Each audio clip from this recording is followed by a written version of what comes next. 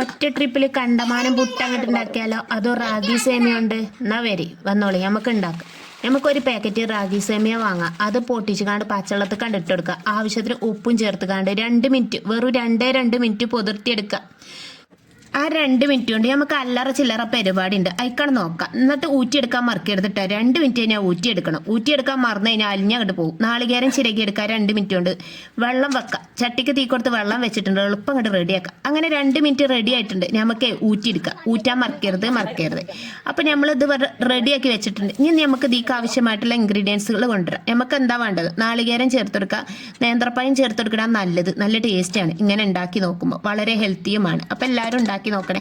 അങ്ങനെ എല്ലാം തയ്യാറായിക്കാണ്. ഇനി കോട്ടനെടുത്ത് കയറെടുത്ത് നല്ലോണം കെട്ടി കൊടുക്കുക. അത് എന്തിനാ കെട്ടണമെന്ന് എനിക്കറിയില്ല, എല്ലാവരും കെട്ടുന്നുണ്ട്. അങ്ങനെ ഞാനും കെട്ടുന്നുണ്ട് എന്നാണ് പറഞ്ഞു വേണ്ടത്. ചൂടിക്കയറൊന്നും കൊണ്ടുവരരുത് കേട്ടോ. ഇതുപോലെ ഒരു തുണിക്കഷ്ണം കൊടുന്ന് കെട്ടാനാണ് പറഞ്ഞത്. അങ്ങനെ എല്ലാം റെഡി ഉണ്ട്. ഈ ഓട്ടപാത്രത്തിലാണ് കേട്ടോ നമ്മളെ പരിപാടി. ആദ്യം തേങ്ങ ഇടണോ, ആദ്യം നേന്ത്രപ്പഴം ഇടണോ, ഏതുവാണെങ്കിലും ഇട്ടാലും ഇതിൽ കണ്ടമാനം ഓട്ടമുള്ളതുകൊണ്ട് ഇതങ്ങോട്ട് വെന്തിട്ടെന്നാണ് പറഞ്ഞു വരാനുള്ളത്. ഞാൻ കുക്കറിന്റെ മുകളിലാണ് വെക്കണത്. ഏതിന്റെ മുകളിലും വെക്കാം, ആവി കയറണം എന്നുള്ളൂ, അത്രേ ഉള്ളൂ. അങ്ങനെ നമ്മളെല്ലാം റെഡിയാക്കി വെച്ചിട്ടുണ്ട്. എത്ര നാളികേരം ഇടണം, എത്ര നേന്ത്രപ്പായ ഇടണം, അതൊക്കെ നമ്മളെ ഇഷ്ടമാണ്. നമുക്ക് വേണ്ടി എത്ര ഇട്ടെടുക്കാം. ഏതായാലും തികയാത്ത പ്രശ്നം ഉണ്ടാവില്ല. നല്ലോണം ഒരു കൊട്ടൻ ഉണ്ടാക്കി വെച്ചിക്കണം. അടച്ചേക്കണം കേട്ടോ. കണ്ടമാനം ആവി അങ്ങോട്ട് വരും എന്നാണ് പറഞ്ഞു വേണത്. അടച്ചോളി. അപ്പൊ അടച്ചു നമ്മൾ വീഡിയോ വൈൻഡപ്പ് ആയും ചെയ്തു. കണ്ടില്ലേ, ഈ പരിപാടി ഇവിടെ കഴിഞ്ഞു. ഇനി എടുക്കാതെ നീട്ടി വലിച്ചാനൊന്നും ഇല്ല. എന്നാലും നിങ്ങൾ എന്റെ വീഡിയോ ഒന്ന് ഷെയർ ചെയ്യണേ, സബ്സ്ക്രൈബും കൂടി ചെയ്യണേ. അപ്പൊ മൂടി ഒന്ന് തുറന്നു നോക്കുമ്പോൾ ഈ കോലത്തിലുള്ള ആവിയാ വരുന്നത്. ഇത് ഏത് പുട്ടുകുറ്റിയിലാ വരൂല.